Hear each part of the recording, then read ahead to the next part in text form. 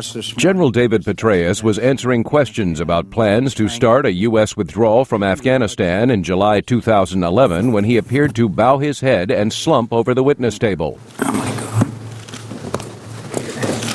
Aides rushed to the four-star general's side, but he quickly recovered and walked out of the hearing room under his own power. About 20 minutes later, Petraeus returned to the room, smiling with a cup of water in his hand. He told the committee chairman, Senator Carl Levin, he was ready to resume the hearing. Just got dehydrated. General, you've told us that you're more than ready to go. I am. You always are. You're that kind of an incredible person. I have consulted with colleagues, and we're going to overrule you. With that, Senator Levin suspended the hearing until Wednesday. Thanks, Mr. Chairman. The meeting was called to assess the situation in Afghanistan as thousands of U.S. troops continue to arrive in the country. U.S. President Barack Obama has tripled the overall force since taking office, but he says he will begin pulling troops out of the country next year. Critics of the policy are concerned that progress in Afghanistan has been slower than expected. Republican Senator John McCain.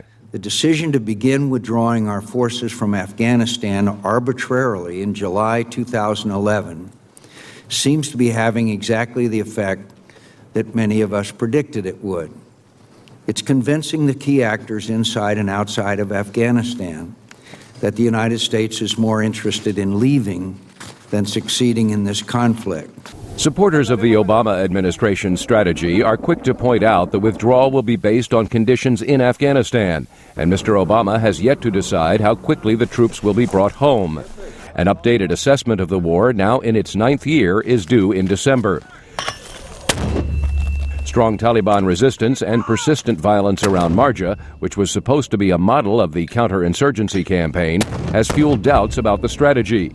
A major civil-military operation in Kandahar, the birthplace of the Taliban, appears to be building more slowly than military planners originally anticipated. U.S. officials have also expressed doubts about Afghan President Hamid Karzai, who recently dismissed 2 senior security officials who were trusted by the Americans. Despite these difficulties, General Petraeus says the military's timeline is on track. July 2011 is not the date where we race for the exits. It is the date where, having done an assessment, we begin a process of transition of tasks to Afghan security forces based on conditions.